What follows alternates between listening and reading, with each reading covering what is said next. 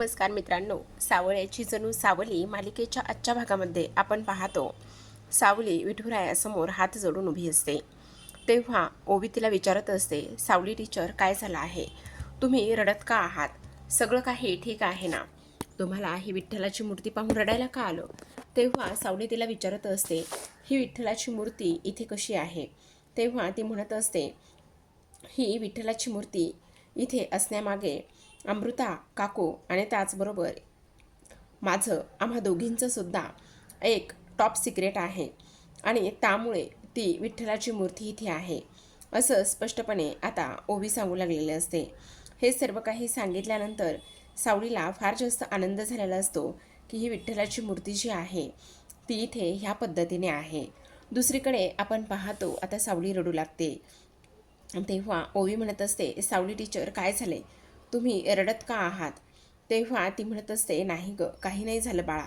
तर आता आपण पाहतो इथे लगेचच ओवी म्हणत असते, सावली टीचर, मला तुम्हाला काहीतरी द्यायचं आहे. मग काय द्यायचे असं विचारल्याबरोबर ओवीच्या हातामध्ये तो गंडा असतो आणि ती सावलीला म्हणत असते, मला हा गंडा तुमच्याकडून बांधायचा आहे. मग सावलीला जरा आश्चर्यच वाटतं. दुसरीकडे आपण पाहतो आता भैरवीने त्या डॉक्टरांना बोलावून घेतलेलं असतं आणि डॉक्टरांना बोलावून घेतल्यानंतर इथे ती म्हणत असते, खंड्याला ज्या पद्धतीने तू इथे झोपवलंस किंवा ज्या पद्धतीने तू खंड्याचं इथे हे सगळं काही घडून आणलंस ना, त्याच पद्धतीने आता तुला आणखी एक गोष्ट करायची आहे. आणि तेव्हा डॉक्टर म्हणत असतात, म्हणजे नेमकं काय करायचं आहे? अरे सांगणार तर आहे ना काय करायचं आहे ते, पण एक गोष्ट मात्र नीट लक्षात ठेवायची. हे बघ. तेव्हा तो म्हणत असतो, अहो मॅडम, पण ह्या सगळ्या गोष्टीमध्ये मी कुठे अडकणार तर नाही आहे ना?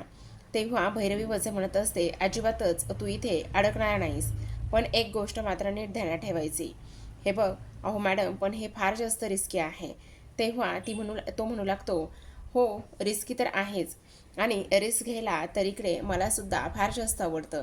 ही गोष्ट तुला आठवत नाही का?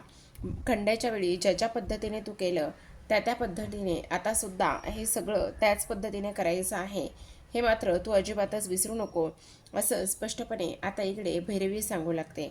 मग आता तो म्हणत असतो, अहो मॅडम, ते जरी खरं असलं तरीसुद्धा अजून कशा पद्धतीने हे सगळं करायचं आहे ते मला नाही समजत आहे. हे बघ, लास्ट टाईम इथे तू स्कूटरवर आला होतास आणि ह्या वेळेला मात्र इकडे तू फोर व्हीलरमध्ये आलेला आहेस, ही गोष्ट मात्र मी काही विसरलेली नाही आहे, असं सुद्धा आता भैरवी बोलत असते. मग हे सर्व काही बोलल्यानंतर आता इकडे तो म्हणत असतो, हो ते सगळं खरे, पण तरीसुद्धा मला फार भीती वाटते आणि पेशंट कोण आहे ह्या वेळेचं, असं म्हटल्याबरोबर आता भैरवी म्हणत असते, तुला पेशंटला जाणून घ्यायची आणि त्याला बोलायची मात्र फारच जास्त घाई दिसते.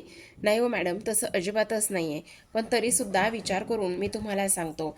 भैरवी म्हणत असते, हे बघ, तुला विचार करण्यासाठी ना मी उद्या सकाळपर्यंतचा वेळ देते. तोपर्यंत विचार करायचा आणि त्यानंतर मला बाकीच्या सगळ्या गोष्टी सांगायच्या. येते का ध्यानामध्ये? असं बोलल्याबरोबर आता तो डॉक्टर तिथून निघून जातो. आता इकडे मात्र दुसऱ्या बाजूला ही सावली विचारू लागते की हा गंडा तुला कुठे मिळाला आहे? तेव्हा इथे ओवी म्हणत असते, टीचर, तुम्हाला एक गोष्ट सांगू का? जर मला कोणाच्या हातून गंडा बांधून घ्यायचा असेल ना, तर तो मी फक्त इथे तुमच्या हातूनच गंडा बांधून घ्यायला तयार आहे. मला कोणाच्याही हातून इथे दुसऱ्या गंडा बांधून घ्यायचा नाही, असं स्पष्टपणे आता इथे ती बोलते. मग आता मात्र सावलीला फार आनंद झालेला असतो. सावली लगेचच तो गंडा हातामध्ये घेते आणि त्या गंडाकडे पाहते आणि म्हणत असते, तुला सांगू का ओवी, हा फक्त एक योगायोग नाही आहे, हे विठुरायाची कृपा आणि त्याचबरोबर विठुरायांनी दिलेला आशीर्वाद आणि विठुरायांनी दिलेला हा एक संकेत आहे, असं आता इथे ती बोलत असते. मग हे सर्व काही बोलल्यानंतर ओवी म्हणत असते, हो टीचर, तुम्ही अगदी बरोबर बोलताय, हे सगळं त्याच पद्धतीने आहे आणि त्याचबरोबर आता तुमच्या हातूनच मला हा गंडा बांधून घ्यायचा आहे, असं सुद्धा स्पष्टपणे आता इकडे ओवी बोलत असते. मग हे सगळं काही ओवी बोलल्यानंतर आपण पाहतो की सावली तो गंडा हातामध्ये घेते आणि तो गंडा हातामध्ये घेतल्यानंतर लगेचच आता इकडे ती ओवीच्या हातामध्ये बांधत असते. दुसरीकडे आबीर आणि अमृता दोघेही जण सारंगच्या बाजूला असतात. तेव्हा आबीर स्वतःला ह्या सगळ्या गोष्टीचा दोष दोष देऊ लागतो आणि म्हणत असतो, खरं सांगू का सुपर हिरो, हे सगळं जे आहे ना ते सगळ्या गोष्टी इथे माझ्यामुळे झालेल्या आहेत. तुम्ही जर मला तिकडे घेऊन निघाला नसतात तर हे सगळं झालंच नसतं, असं इकडे आता अबीर बोलत असतो आणि सर्व गोष्टींचा स्वतःला दोष देऊ लागतो. तेव्हा अमृता मात्र इथे अबीरला समजवत असते. ती म्हणत असते, हे बघ बाळा, असं काही नाही आहे. ज्या गोष्टी व्हायच्या त्या गोष्टी होतच राहतात, त्यामध्ये आपण काही करू शकत नाही, असं सुद्धा ती बोलू लागते. मग आता अबीर म्हणत असतो, नाही अमृता काकू, हे बघा, माझ्यासाठी हा फक्त सुपर हिरो नाही आहे, तर सुपर हिरो म्हणजे रिअलमधला सुपर हिरो आहे. पण इकडे मात्र ओवी आणि आई ह्या दोघींचं काय चाललंय म्हणतो मी. किती वेळ झालं ह्या दोघी कुठे आहेत मला तर काही कळतच नाही आहे. मला आत्ताच्या आत्ता त्यांना भेटायचं आहे, असं इकडे अबीर बोलत असतो. मग अमृता म्हणत असते, हे बघ बाळा, त्या येतीलच, तू नको काळजी करू. नाही, पण मला सोडून ह्या दोघीजणी काय करतायत आणि काय बोलतायत हे मला पाहायचं आहे ना. मी जातो पटकन. अमृता आता त्याला थांबवण्याचा पूर्ण प्रयत्न करते आणि समजवण्याचा सुद्धा प्रयत्न करत असते. पण अबीर म्हणत असतो, नाही, काही जरी झालं तरी सुद्धा आता त्या दोघीजणी काय करतायत आणि माझ्या मागे त्यांचं नेमकं काय शिस्त आहे हे मला पाहायचंय. हे पाहिल्याशिवाय मी अजिबातच थांबणार नाही, असं इकडे अबीर म्हणतो आणि धावतच निघून जातो. अबीर निघून जातो तेव्हा अमृता मात्र डोक्यावरच हात ठेवते आणि म्हणत असते, बाई, ह्या हल्लींच्या पोरांचं ना इथे कळतच नाहीये. हल्लींच्या मुलांना ना सावरता सावरता इथे आता नाकीनऊ येत आहेत, असं सुद्धा आता इकडे ती बोलत असते. आता हे सर्व काही बोलल्यानंतर आपण पाहतो की इकडे ओवी जी आहे ती इकडे सावलीला म्हणत असते, सावली टीचर, खरं सांगू का, गुरु आता हा गंडा बांधण्याचं नेमकं सिक्रेट काय आहे, आपण हा गंडा का बरं बांधतो. तेव्हा सावली म्हणत असते, हे बघ बाळा, हा गंडा म्हणजे एक साधासुद्धा धागा नाही आहे. हे गुरु आणि त्याचबरोबर शिष्याचं एक सुंदर आणि अतूट नातं असं.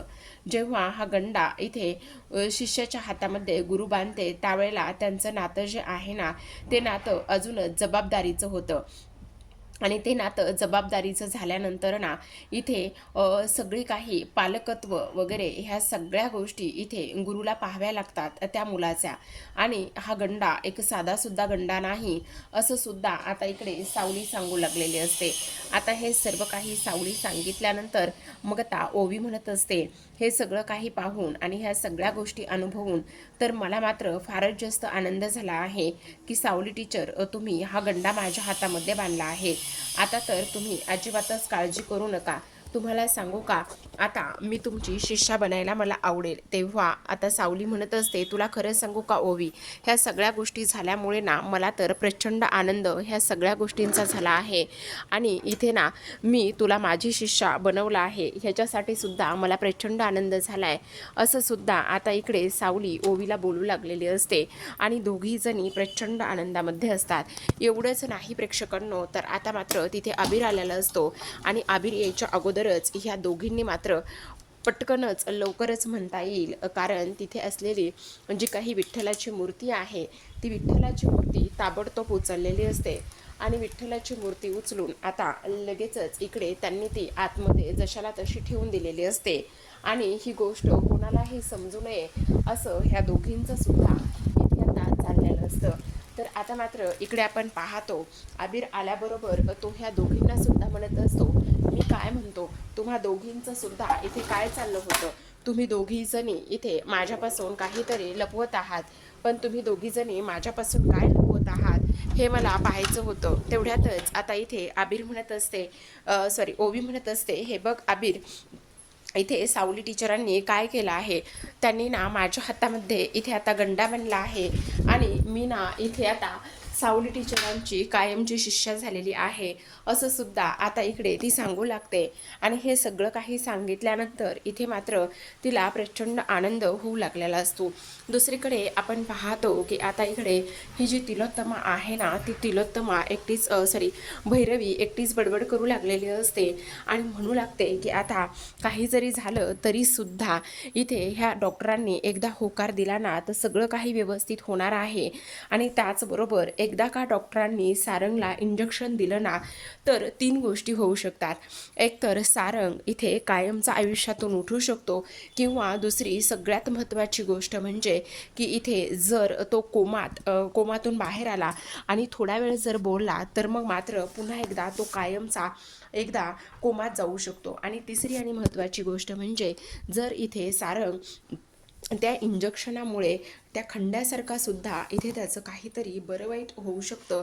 ह्या 3 गोष्टी झाल्या तरीसुद्धा सावलीला मात्र इकडे हे जे काही तिलोत्तमा आहे ती तिलोत्तमा मात्र कशाही पद्धतीने तिला घरामध्ये अजिबातच ठेवणार नाही. ही गोष्ट मात्र तेवढीच जास्त खरी आहे असं सुद्धा आता इथे ती बोलत असते.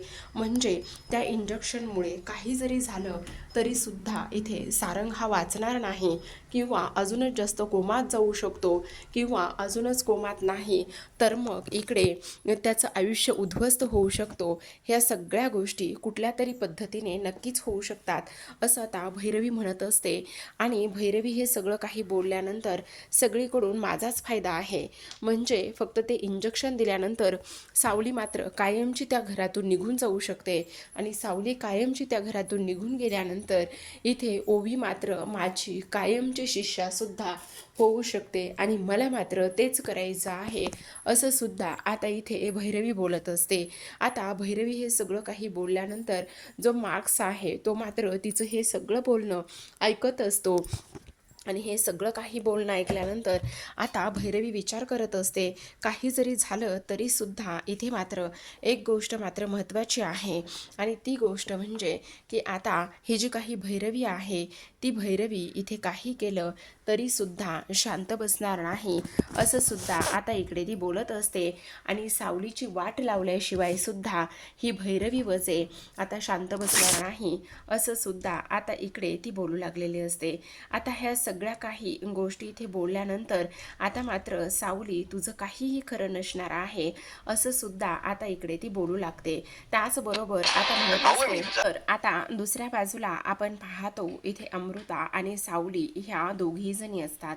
तेव्हा सावली अमृताला म्हणत असते, अमृता बहिणी खरं तर मला ना तुमच्या अगदी मनापासून आभार मानायचे आहेत.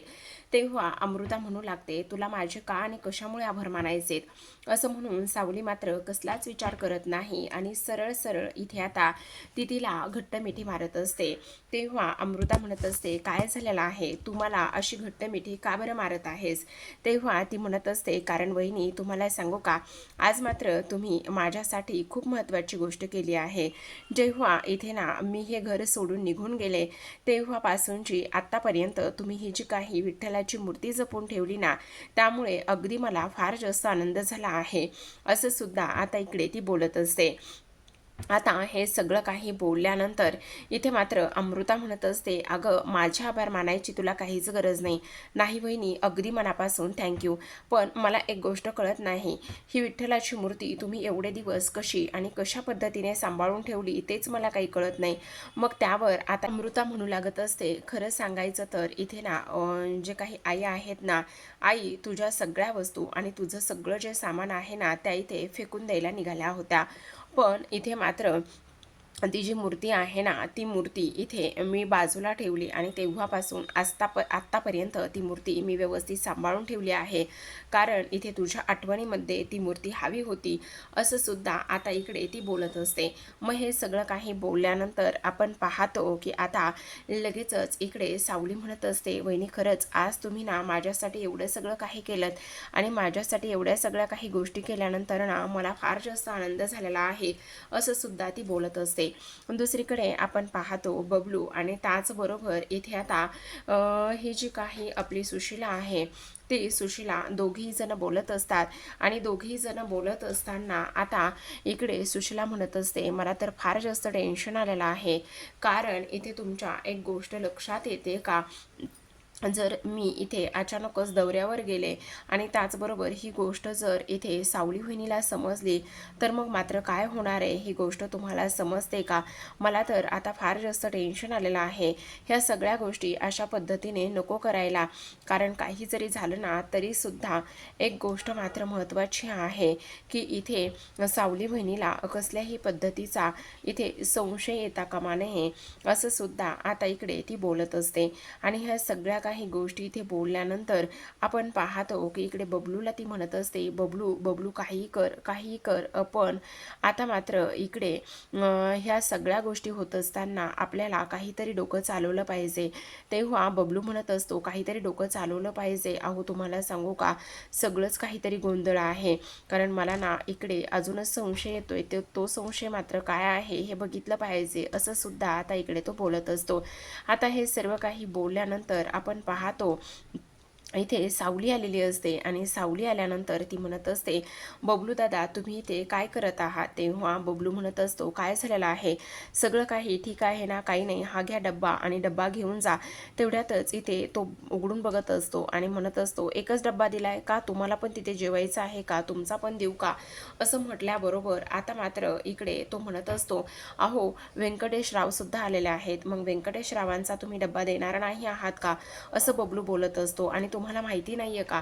तेवढ्यातच आता लगेचच इकडे सावली म्हणत असते, बहुतेक ना त्यांनी मेसेज केला असेल, पण तो मेसेज ना मी बघितला नसेल, असं इकडे आता ती बोलत असते. आता हे सर्व काही बोलल्यानंतर आपण पाहतो दुसऱ्या बाजूला इथे ते दोघेही जण किचनमध्ये असतात. आणि जेव्हा दोघेही जण किचनमध्ये असतात, आता त्याच वेळेला मात्र इथे आपण पाहतो की तो बबलू सावलीला म्हणत असतो, सावली वहिनी तू मला भाऊ मानतेस ना, मग मला मात्र तुला काहीतरी प्रश्न विचारायचे आहेत. तेव्हा मात्र लगेचच आता इकडे ती विचारत असते, हां बोला ना. तेव्हा बबलू म्हणत असतो, खरं खरं सांग वहिनी, तुझ्यामध्ये आणि त्याचबरोबर इथे व्यंकटेशरावामध्ये सगळं काही ठीक आहे ना? तेव्हा सावली म्हणत असते, हो सगळं ठीक आहे, तुम्ही असं का विचारताय? नाही, जर काही असेल ना तर तसं तू मला नक्कीच सांग, कारण इथे काही जरी झालं ना तरीसुद्धा इथे मी तुझा भाऊ आहे, बरोबर की नाही? आणि त्यामुळे तू ह्या सगळ्या गोष्टी मला सांगाव्यास असं मला वाटतंय, असं सुद्धा आता इकडे तो स्पष्टपणे बोलत असतो. आता हे सर्व काही बोलल्यानंतर मात्र इथे आपण पाहतो की इथे सावलीला अजूनच टेन्शन येऊ लागलेलं असतं. ती आता इकडे विचार करत असते, बबलू दादांना टेन्शन आले, त्याचबरोबर ह्यांना संशयसुद्धा आला आहे. मग बबलू पुन्हा विचारत असतो, हे बघ तू मला भाऊ मानतेस ना, मग जर काही लपवत असलीस किंवा तुमच्या संसारामध्ये जर काही इकडे होत असेल तर नक्कीच मला इकडे तू ह्या सगळ्या गोष्टी सांगू शकतेस, असं सुद्धा आता इकडे ती तो तिला विचारत असतो. तेव्हा सावली म्हणत असते, बबलू दादा तुम्ही अजिबात टेन्शन घेऊ नका, माझ्या संसारामध्ये अगदी सगळं काही व्यवस्थित आहे, असं सुद्धा आता इकडे ती बोलत असते. तर आता प्रेक्षकांनो, हे सगळं काही बोलल्यानंतर मात्र बबलूला तर टेन्शन आलेलं असतं, संशय आलेला असतो, पण सावलीने मात्र त्याच्या कोणत्याही प्रश्नाचं उत्तर आतापर्यंत तरी इथे दिलेलं नसतं. तर पाहत राहा सावळ्याची जणू सावली. भेटूयात पुन्हा एका उद्याच्या भागामध्ये, तोपर्यंत धन्यवाद.